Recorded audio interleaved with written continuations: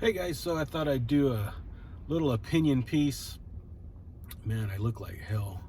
I've been sick. I've gotten sick over the past couple of days. You probably see my eyes all jacked up.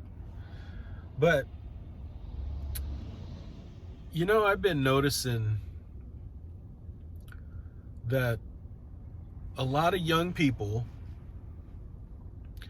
being very aggressive with their investing. And I kind of want to counter that a little bit because the thought is, the younger you are, the more aggressive you should be. And there's some truth to that. But also, the younger you are, the less aggressive you have to be. Now, that's a big thing. If you're young, you have time, and time is on your side. So you do not have to be is key, as aggressive as they say you should be. They say, you could be aggressive and buy riskier, high growth stocks, but are you really buying those high growth stocks? Are you buying the Amazons of 20 years from now? Are you buying the Apples,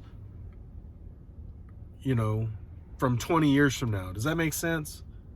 Because buying Amazon now, you're not going to get the same growth that someone who bought Amazon 20 years ago, or who bought Apple 20 years ago. So if you're buying those companies, you're not going to have that same growth trajectory. Does that make sense? So are you buying, the Amazons, the unknown Amazons of now? I don't know. You can throw Tesla in there. You can throw Beyond Meat. You can throw Uber, Lyft. A lot of these cloud computing tech companies. Are you aggressively buying those? The ones that are not making money whatsoever. If you're just buying, all the popular stocks like Apple and Amazon and Google and Facebook and Pepsi and Coke and AT&T, you're not really gonna, in my opinion, you're not really gonna do much. So you may as well not be as, well, I guess that's not being aggressive. This is what I'm trying to say. If you're buying a whole bunch of Tesla and you're buying a whole bunch of these spec companies like Uber and stuff, that's probably being aggressive.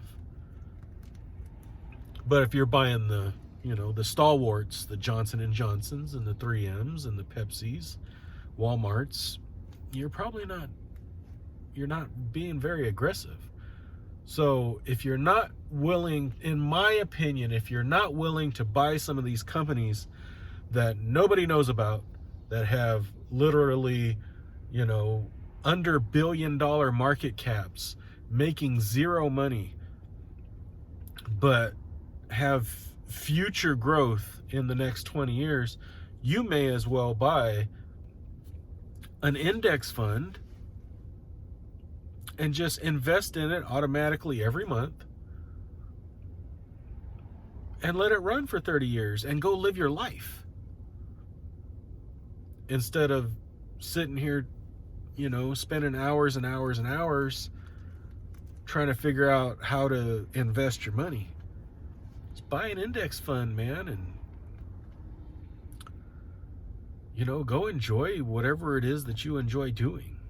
Just make sure that you are investing in a broad-based, either USA or total stock market index like VOO, VTI. If you want to throw some dividends in there, go with VYM or SPHD. You know, my little M1 Finance 3 ETF pie for me is perfect because it's, I want to say 65% SPHD, which is a 4% dividend yield with low volatility stocks. For me, for someone in their mid 40s, I got 25% in QQQ, which is the high growth technology stocks, and 10% in DGRS, which is a small cap fund. Now, what you could do there, that I think that's a perfect platform.